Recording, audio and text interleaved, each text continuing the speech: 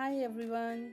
Today I'm going to share a quick and effective tool that you can use in your classroom, the KWHL chart. This is a great strategy to enhance student learning and engagement. What is a KWHL chart? KWHL stands for Know, Want to Know, How to Find Out and Learn.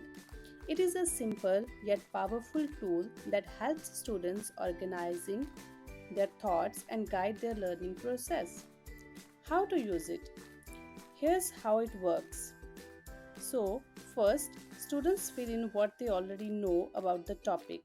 This activates their prior knowledge and gets them thinking. W. Want to know. Next, they write down what they want to learn.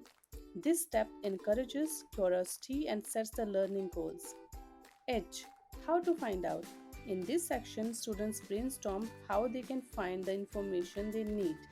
This could be through books, videos, experiments, or even asking experts.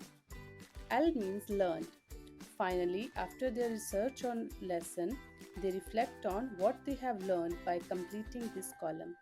It's a great way to consolidate and review their new knowledge. Why use a KWHL chart? The KWHL chart not only makes learning more structured but also gives students ownership of their learning journey.